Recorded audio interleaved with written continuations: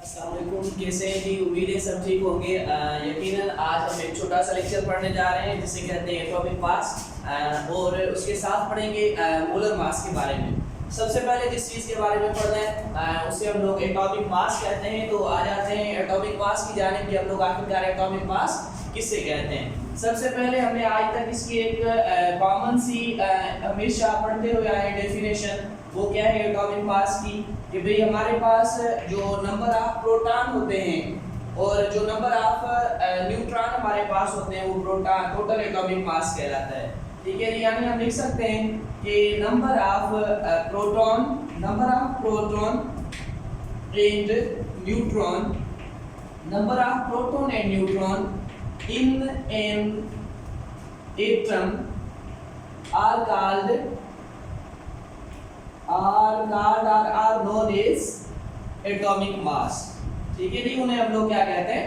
Atomic mass कहते हैं।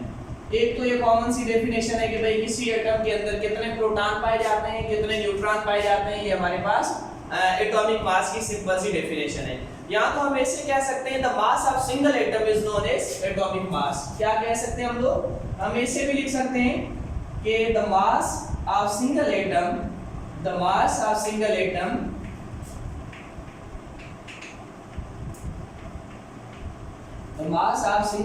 Is known as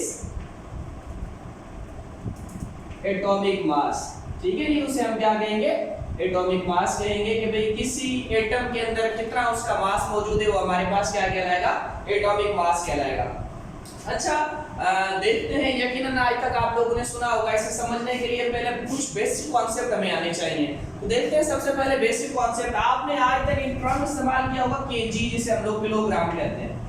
आपने सुना होगा भाई ये चीज एक है, ये हमारे पास 1 किलो है, ये 2 किलो है, ये 3 किलो है, 4 किलो। आखिरकार ये किलो है क्या चीज? किलो किसे कहा जाता है? ये हमने 1 किलो चीनी ली है, पर उस किलो को किस चीज में तोला जाए? वो किलो असल में कौन सी नाप है, कितने ग्राम है, वो तो हम पढ़ चुके हैं कि भाई 1000 है। पर किलो का भी एक मखसूस किस्म का पैरामीटर होता है। अब कैसे पैरामीटर होता है? मिसाल के तौर पर आप क्या करें, एक बर्तन ले लें। ये हमारे पास एक बर्तन मौजूद है, ये यहाँ से भी कितना बड़ा है? 1 डेसीमीटर। यहाँ से भी 1 डेसीमीटर है। इसे अगर ऐसे नापें आप लोग तो भी हमारे पास कितना है? 1 डेसीमीटर है। और अगर इसे आप लोग इस तरह से नापें तो भी हमारे पास कितना होना चाहिए? 1 डेसीमीटर होना चाहिए। यानी कि सब के अंदर इतना ही तीनों साइडों से हम लोग क्या देखें कि हमारे पास क्या होना चाहिए? 1 डेसीमीटर होना चाहिए। अगर ये तीनों साइडों से हमारे पास 1 डेसीमीटर होता है तो फिर हम लोग इसे डिटरमाइन करने की कोशिश करेंगे। सबसे पहले देखते हैं, यानी मेरे कहने का मतलब इसे समझने की कोशिश कीजिएगा। ये इधर भी कितना है? 1 डेसीमीटर, इधर भी कितना है? 1 डेसीमीटर, और इधर भी कितना है? 1 डेसीमीटर। अब मुझसे एरो छोटे बड़े हो गए, लेकिन ये सारी जगहों से कितना है? एक के ही बराबर है। 1 डेसीमीटर, यहाँ से भी ये 1 डेसीमीटर और यहाँ से भी ये 1 डेसीमीटर है। जब सारी साइडों से ये बराबर हो गया, अब इसके अंदर एक मखसूस किस्म का वॉल्यूम पाया जाता होगा, वो हमारे पास क्या कहलाता है? 1 किलो कहलाता है। अब इसे हम लोग किस तरह से डिफाइन करेंगे? कहेंगे the mass of water the 1 decimetre volume. The mass of water, 1 kilo पानी का डिफाइन कर रहे हैं। द मास ऑफ वाटर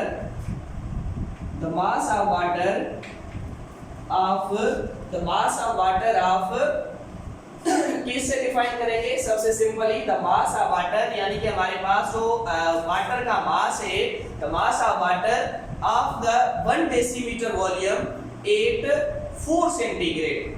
ठीक है, the mass of water of the 1 decimetre volume,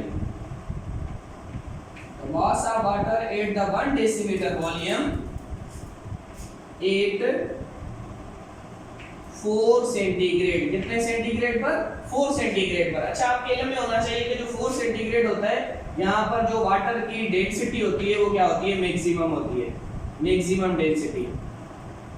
ठीक है जी। डेंसिटी कितनी हो जाती है इसकी, मैक्सिमम हो जाती है। इस वजह से हम लोग क्या कहते हैं, the mass of water of the 1 decimetre volume at 4 centigrade, maximum density के ऊपर ये हमारे पास क्या बन जाता है, 1 किलो बन जाता है। यानी कि किलो को नापने के लिए हमारे पास जिस चीज में वो चीज ली जा रही है, जो उसका वजन किया जा रहा है, वो चीज कैसी होनी चाहिए, सब साइडों से आपस में 1 डेसीमीटर के बराबर होनी चाहिए, तो हम लोग 1 किलो को इस तरह से नाप सकते हैं। तो यहाँ भी एटॉमिक मास हम किस तरह से कैलकुलेट करते हैं, कैसे हम लोगों ने किसी का 14 बना दिया है, किसी का 16 बना दिया है, ठीक है जी।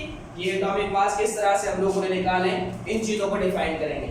इसके बाद एक और सिंपल सी चीज हमारे पास आ जाती है, उसे हम लोग क्या कहते हैं, वो है हमारे पास लेंथ, ठीक है जी। इसके अंदर डीपली नहीं जा रहे क्योंकि ये फिजिक्स के टॉपिक्स है, इंशाल्लाह अगर टाइम मिला तो वहां पर डिफाइन करेंगे इन्हें। ये हमारे पास अब लेंथ क्या है, लेंथ जो है ये कैलिफोर्निया के अंदर एक सिंपल सी रोड रखी हुई है, एक रोड है कैलिफोर्निया में। रोड कैलिफोर्निया क्या है, कैलिफोर्निया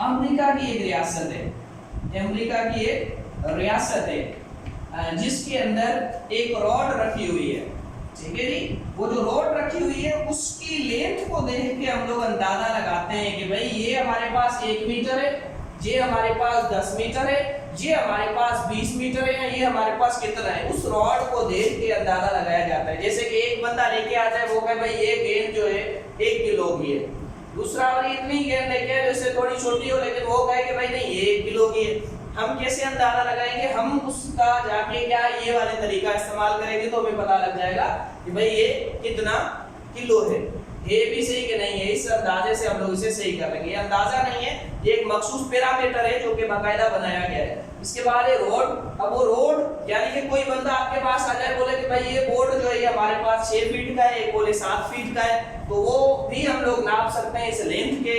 जो रॉड रखी गई है कैलिफोर्निया में, उससे देख के हम लोग इस चीज को भी मालूम कर सकते हैं। ये लिख लें, तो हमने आगे चलना है। इसके बाद हमारे पास इस एटॉमिक मास को किस तरह से कैलकुलेट किया जाता है, how to determine the atomic mass, how to determine the atomic mass. कि भाई एटॉमिक मास को आप लोग किस तरह से डिटरमाइन करते हो, how to determine, how to determine the atomic mass. Atomic mass को आप लोग किस तरह से डिटरमाइन करोगे। सबसे पहले इसे डिटरमाइन करने के लिए, इसे मालूम करने के लिए, इसका पता लगाने के लिए साइंसदानों ने मुख्तलिफ किस्म के रिफरेंस इलेक्ट्रोड इस्तेमाल किए। जैसे कि आपने देखा कि भाई हम एक रॉड इस्तेमाल कर रहे हैं कि भाई ये रॉड जो है ये हमारे पास 1 मीटर है।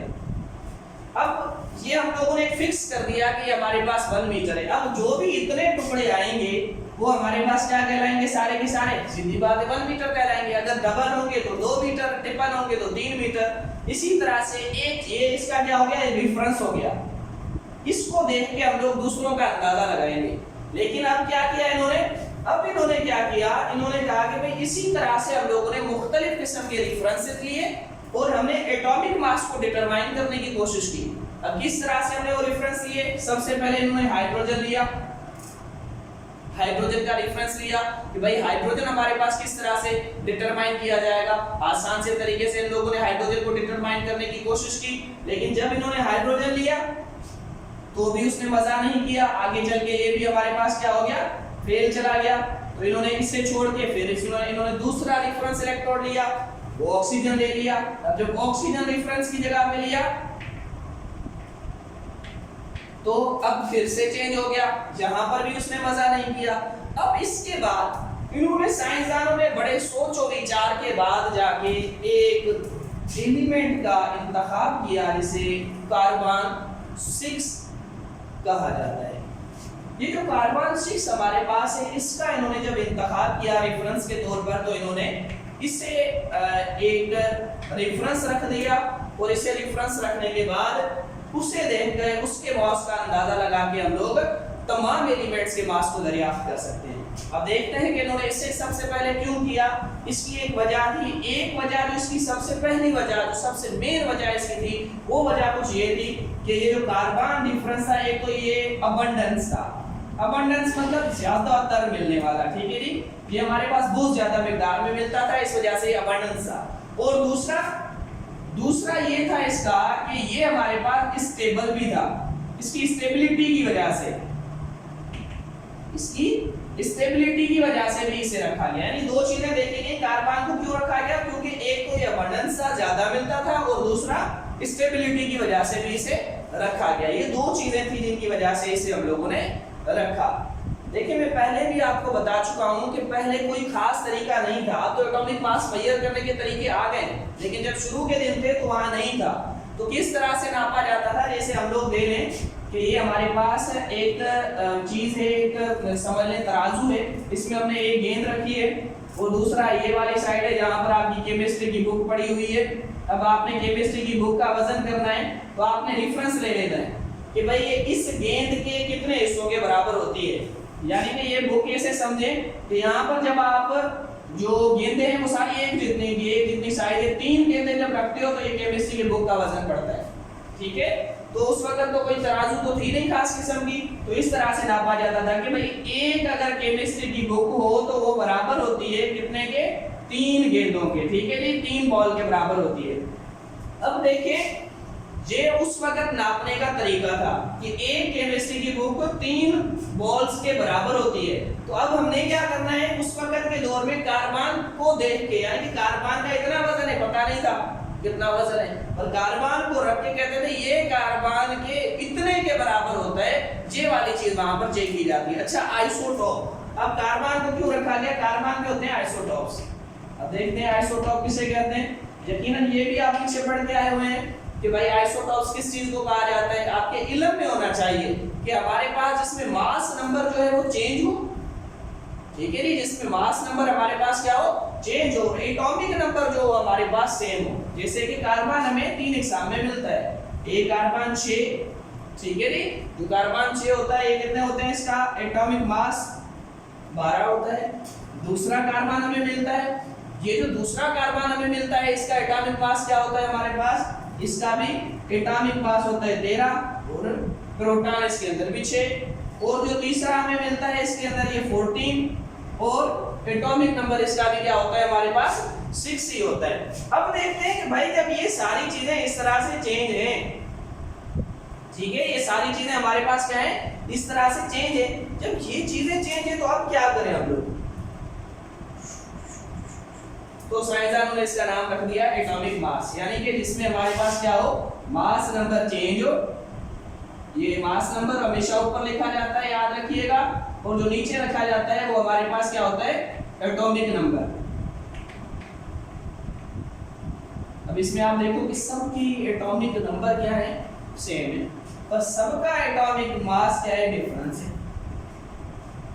अब क्या हो गया हमारे पास, अब साइंसदानों ने वो वाला एटम सिलेक्ट किया जो बहुत ज्यादा मिलता हो, ये सबसे ज्यादा मिलता है, हर जगह पर पाया जाता है। इस वजह से साइंसदानों ने क्या किया, इसे सिलेक्ट किया। जब इसे सिलेक्ट किया, अब मास का कैसे अंदाजा लगाया जाएगा, तो उन्होंने कहा कि भाई हमारे पास एग्जांपल ले लेंगे, नाइट्रोजन का एटम है,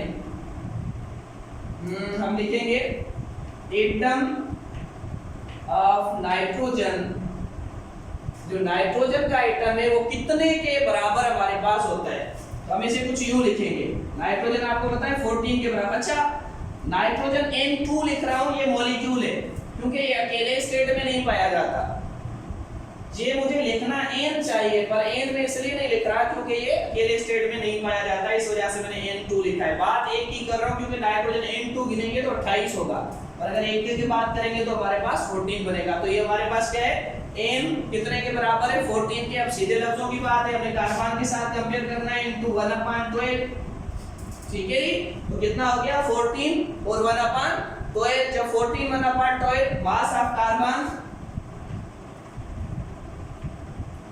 ये किसका है, कार्बन कौन सा, C6, और मास उसका कितना है 12, C612, ये किसका हो गया, कार्बन का। यानी कि ये जो है ना हमारा नाइट्रोजन एक कितने के बराबर है, जैसे हमने लिखा था ना एक केमिस्ट्री की बुक 3 गेंदों के बराबर है, तो ये जो नाइट्रोजन का एक एटम होगा ये कितने के 1/12 के हिसाब से होगा, ठीक है नी, 1/12 पार्ट्स कार्बन के बराबर होगा।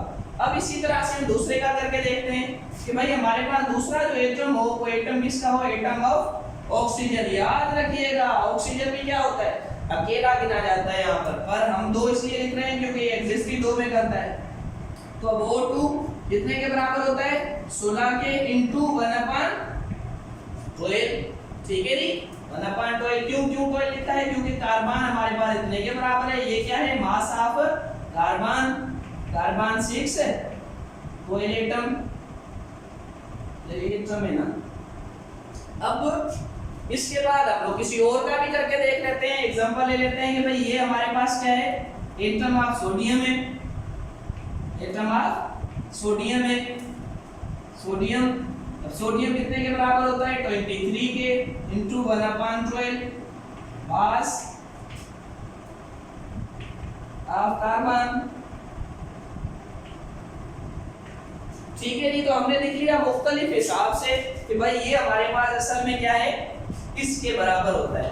पर आजकल ऐसे नहीं लिखा होता, आजकल थोड़ा सा चेंज होता है, थोड़ा सा मखसूस किस्म का चेंज होता है। अब देखते हैं वो जो इसके अंदर मखसूस किस्म का चेंज है वो कौन सा है। वो ये है, ये जो सारा इतना लिखा हुआ है ना, इसको मखसूस करके छोटा करके लिखा गया है। कैसे, 1/12 इंटू 1/12 इंटू 1, यानी हाइड्रोजन की बात कर रहे हैं इस वजह से ना 1। अब हमारे पास और क्या है, 1.99 into 10 raised power -27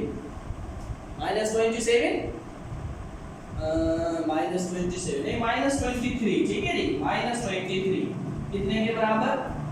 अब इसके बाद हमारे पास जब इसकी कैलकुलेशन करेंगे तो तकरीबन जो हमारे पास वैल्यू आ जाएगी वो हमारे पास क्या आएगी,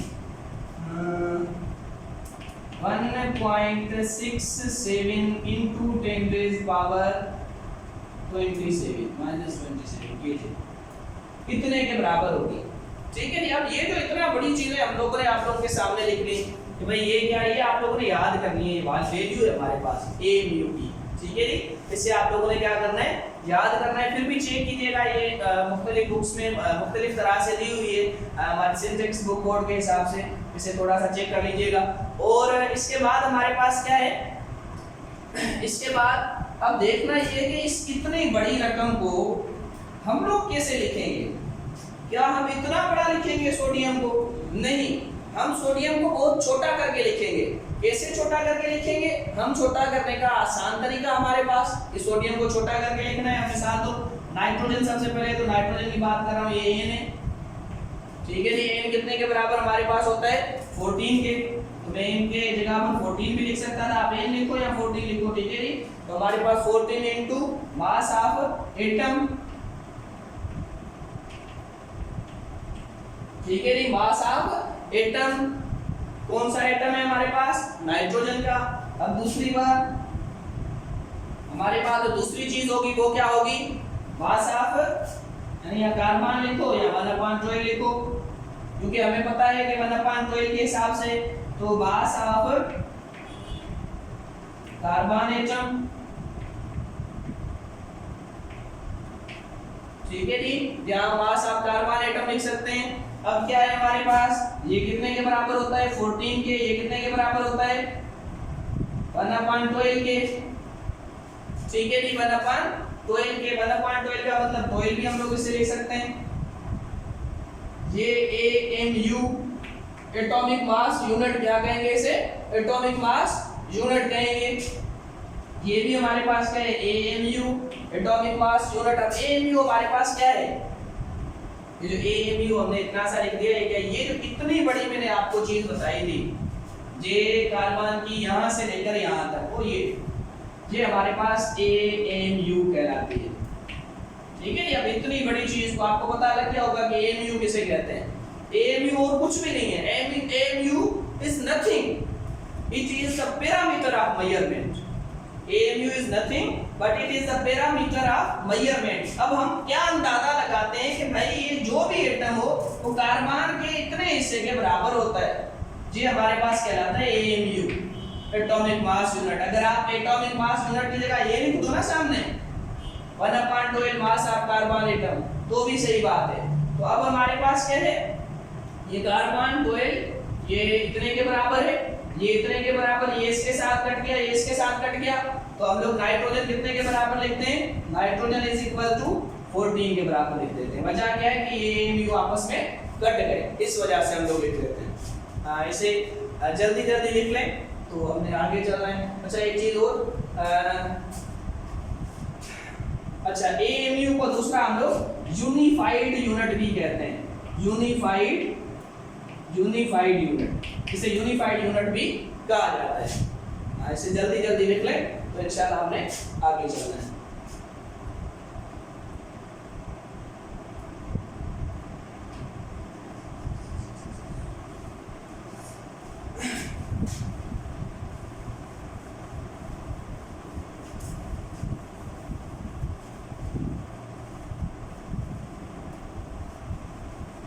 अच्छा ये तो हो गई सिंपल चीज है। अब इसके बाद है एवरेज एटॉमिक मास। क्या है हमारे पास, एवरेज एटॉमिक मास।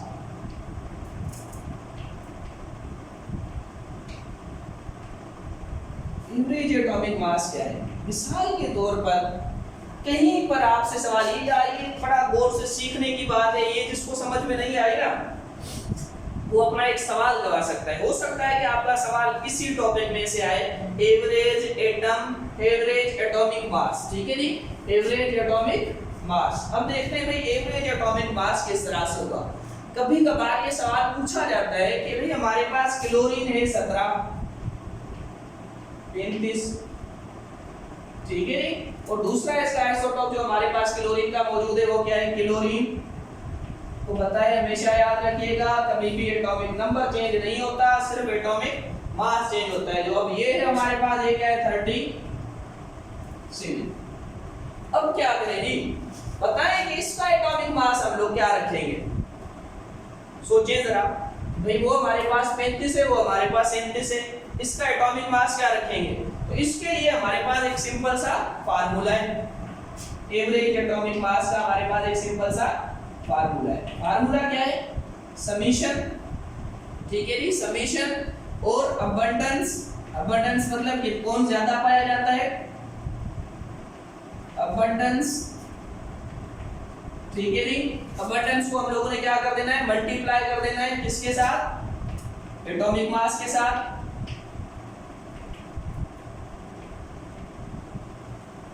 और डिवाइड बाय टोटल अबंडेंस। जो हमारे पास टोटल अबंडेंस बनेगी उसके साथ आपने क्या कर देना है, समीशन टोटल अबंडेंस।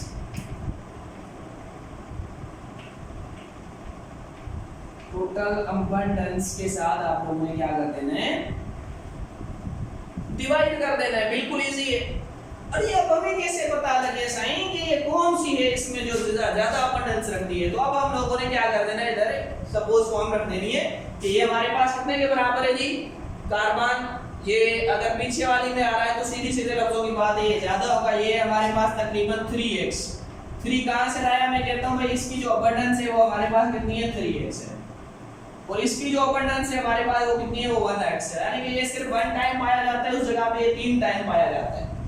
तो हमने इसका फार्मूला इस्तेमाल करना है, 3x से मल्टीप्लाई कर दोगे, 3x को मल्टीप्लाई कर दोगे किसके साथ, 35, यानी उसके एटॉमिक मास के साथ। क्या अबंडेंस, एटॉमिक मास, मल्टीप्लाई कर दिया मैंने, बंद कर दो, प्लस करो किसके साथ है, अब हमने किसके साथ करना है, इसका हमने क्या लिखा था 1, यानी कि x को हम लोग मल्टीप्लाई कर देंगे किसके साथ, 37 के साथ। अब कुछ यूं हो जाएगा, जब 3 का पहाड़ा यानी कि x को बाहर निकालो, इस x को भी, इस x को और इस x को, दोनों को बाहर निकाला, दोनों आपस में कट गए। अब ये बचा हमारे पास 3, और यहाँ पर हमारे पास क्या मौजूद है, 1 लिखा नहीं जाता पर होता है, ठीक है जी। तो ये हमारे पास क्या है, 1 मौजूद है। अब क्या है, ये 3x को हम लोग जब 35 के साथ मल्टीप्लाई करेंगे तो तकरीबन हमारे पास क्या आंसर आएगा, 32 को अगर हम लोग 3 मरतबा मल्टीप्लाई कर रहे हैं तो हमारे पास आंसर जो है वो आएगा 105, ठीक है जी, 105। अब ये 105 आ गया, और जब 1 का पहाड़ा 37 को पढ़ेंगे तो ये आंसर हमारे पास कितना आएगा, 37, ठीक है जी। इन दोनों को आपस में प्लस कर लो। और अब हमारे पास क्या निकलने टू टोटल अबंडेंस, ये समीशन किसे कहते हैं? समीशन इस चीज को कहा जाता है, ठीक है। अगर यहाँ पर तीसरा आइसोटोप होता तो मैं तीसरे की अबंडेंस लिख के सामने उसके साथ प्लस करता, पर यहाँ तीसरा हमारे पास है नहीं। अगर होता तो मैं उसे भी प्लस करता और उसे इसके सामने रखता, पर यहाँ अब टोटल अबंडेंस, टोटल क्या है हमारे पास? ये 3 और ये 1, कितनी बनती है? एक ये हो गई 3, एक ये हो गई 1, 3 और 1 4, लेकिन टोटल अबंडेंस कितनी हो गई? 4। अब हमने क्या करना है, इस अबंडेंस को इसके साथ क्या कर देना है? सीधे लफ्जों की बात है, डिवाइड कर देना है। जब हम लोग क्या करेंगे, इसको यानी कि ये हमारे पास कितने 1 तो 5, ये कितने बन जाएंगे टोटल? अगर इन्हें कैलकुलेट किया जाए तो 140 ना, तकरीबन हमारे पास ये 140 के करीब बनेंगे। तो ये हमारे पास है 140 डिवाइडेड बाय 4। तो 140 को हम लोग क्या करेंगे, 4 के साथ डिवाइडेड करेंगे, तो अब हमारे पास जवाब आएगा 35.4 नहीं 4 नहीं, ये आ जाएगा 35.5 जवाब आ जाएगा हमारे पास। इसे आप लोग क्या लिखेंगे? यू मतलब के यूनिफॉर्म मिक्सचर, ठीक है नहीं। ऐसे एटॉमिक मास यूनिट भी कहेंगे। तो हमारे पास एवरेज एटॉमिक मास किलोरीन का आ गया। इस तरह से हम किसी का भी एवरेज एटॉमिक मास आसानी से मालूम कर सकते हैं। इसके बाद और आगे चलते हैं जी, बात यहाँ पर खत्म नहीं होती। एक सिंपल सा और भी हमारे पास एग्जांपल, एक सिंपल सा और भी हमारे पास मिसाल इसके मौजूद होते हैं। अब देखते हैं वो जो हमारे पास सिंपल से और मिसाल होते हैं वो कौन से होते हैं। इसके बाद एक और सिंपल आता है जिसे कहते हैं ग्राम एटॉमिक मास। क्या कहते हैं? Gram atomic mass. अब ग्राम एटॉमिक मास क्या है? हम शुरू से पढ़ते हुए आए हैं gram atomic mass, gram atomic mass, mass shown in grams, mass shown in grams. जब मास को ग्राम्स में शो किया जाए तो हमारे पास क्या बन जाता है? Gram atomic mass. सिंपल से लफ्जों में याद कर लें, और कोई इधर छड़ा नहीं, सिंपल लफ्जों में याद कर लें। ये हमारे पास सोडियम है, सोडियम का एटॉमिक मास हमने पीछे लिखा था, रिपीट आप चेक कर लें, ऊपर आपने लिखा है ये क्या है 23। अब अगर इसी 23 को मैं क्या लिख दूं 23 ग्राम, तो ये हमारे पास क्या हो गया 20 ग्राम एटॉमिक मास। इसी तरह से हमारे पास ये नाइट्रोजन है। अगर नाइट्रोजन का एटॉमिक मास हमारे पास कितना है, ये 2 मॉलिक्यूल है तो 28 हो गया, पर एक होगा तो इसका 14 बनेगा। अगर मैं क्या लिख दूं कि भाई ये हमारे पास 14 ग्राम है, तो ये इसका क्या हो गया atomic mass, gram atomic mass. तो बड़ा सिंपल सा सिस्टम है, इसमें कोई समझने वाली बात हो ही नहीं, आप खुद इसे समझ लीजिएगा। जो भी हमारे पास एटॉमिक मास आपको मिल रहा है, एटॉमिक मास यूनिट, उसे आप लोगों ने क्या कर देना है ग्राम के अंदर शो कर देना है। और आगे चले नहीं, इसके बाद हमारे पास एक सिंपल सी और चीज आ जाती है, जैसे हम लोग क्या कहते हैं, उसे हम लोग कहते हैं मॉलिक्यूलर मास। ये भी बिल्कुल सिंपल है, इससे आप लोगों ने क्या कर देना है, इजीली फाइंड आउट करना है। मॉलिक्यूलर आ रहा है तो मतलब मॉलिक्यूल की बात करनी है हमने, कोवेलेंट कंपाउंड्स की बात करनी है। अब देखते हैं कि भाई मॉलिक्यूलर मास हमारे पास कैसे बनता है। तो आ जाते हैं जी मॉलिक्यूलर मास। ये हमारे पास एक कंपाउंड है जिसे हम अमोनिया कहते हैं, NH3। N हमारे पास कितने के बराबर होता है 14 के। H हमारे पास 1 के बराबर होता है, तो 3 कितने के बराबर होंगे 3 के। दोनों को आपस में प्लस कर दो, क्या जवाब आएगा हमारे पास 14 और 3 17। ये हमारे पास AMU है, ऐसे आप खाली U भी लिख सकते हो, ठीक है नी, से आप लोग खाली U भी लिख सकते हो, AMU भी लिख सकते हो, U भी लिख सकते हो, यूनिफाइड मास। और आगे चले जी, इसके बाद हमारे पास दूसरा आ जाता है, वो है हमारे पास H2SO4। ये H कितने के बराबर होता है, 1 के बराबर होता है। यहाँ कितने हैं 2 हैं, तो मैं यहाँ कितने लिख दूंगा 2। सल्फर कितने के बराबर होता है, सल्फर हमारे पास होता है 32 के बराबर। और ये हमारे पास ऑक्सीजन कितने हैं 116 के बराबर, 4 के साथ मल्टीप्लाई करेंगे 64। टोटल जो जवाब हमारे पास आ जाएगा 98 AMU, ठीक है जी। तो ये हमारे पास क्या हो गया, इसका मॉलिक्यूलर मास हो गया। अब ये हमारे पास, इसको हम लोग कॉमन लफ्जों में अगर लिखने की कोशिश करेंगे तो क्या लिखेंगे, सिंपल सी बात है, इन्हें अगर हम लोग लिखने की कोशिश करेंगे तो हम लोग लिखेंगे कि भाई ये हमारे पास क्या है, जो भी मॉलिक्यूलर मास है हमारे पास किसी मॉलिक्यूल के अंदर कितने एटम्स मौजूद हैं, तो total number of atoms in a molecule is called या are called molecular mass. Total number of atoms या total number of elements in a molecule are called molecular mass. इसके बाद एक और सिंपल सी चीज हमारे पास आ जाती है, कभी कभी आप लोगों को उलझाने के लिए पेपर के अंदर सवाल दे दिया जाता है, उसे कहते हैं फार्मूला मास। फार्मूला मास क्या है, फार्मूला मास भी कोई चीज नहीं है, फार्मूला मास भी हमारे पास सिंपल है, पर फार्मूला मास आपको पता है जैसे कि ये तो चलो ठीक है अलग चीजें हैं, पर जब हमारे पास सोडियम प्लस क्लोरीन, क्लोरीन पे नेगेटिव चार्ज होती है, इस पे पॉजिटिव चार्ज बन होती है और ये NaCl बनाते हैं, ठीक है, ये हमारे पास क्या बनाते हैं, NaCl। यकीनन ये आपको पता चल रहा है कि आयन बना रहा है, ये भी आयन बना रहा है, ये भी आयन बना रहा है, तो ये हमारे पास क्या है, जब आयन बनाए जाए, combination of ions, combination of ions is called combination of ions and compound form।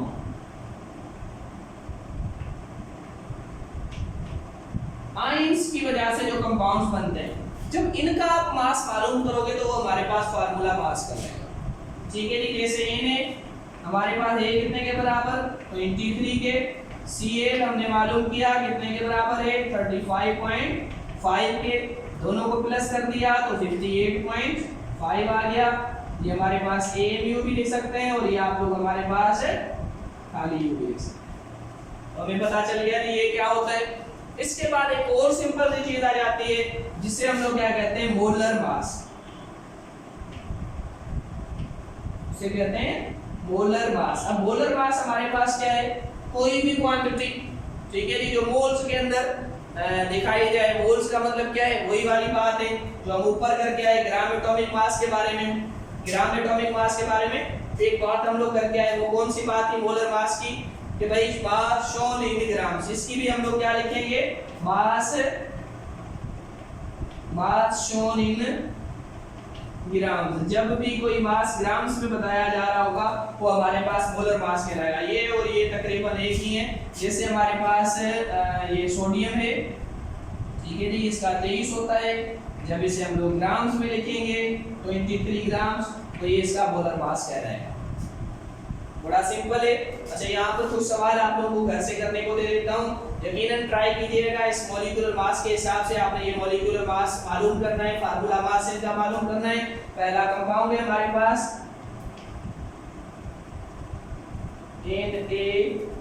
NaOH, दूसरा है हमारे पास MgOH और तीसरा है हमारे पास HNO3, चौथा है हमारे पास CO2 और आखिरी और पांचवा हमारे पास है CaCO3। इसमें से आपने पहले ये देखना है कि भाई मॉलिक्यूलर मास किसका है और फार्मूला मास किसे कहते हैं, ठीक है जी। फार्मूला मास अलग करना है, मॉलिक्यूलर मास अलग करना है, फिर उन्हें हल करना है। और अगर फिर भी समझ में ना आए तो हमसे कमेंट्स में पूछ लीजिएगा। सदासो भागवती।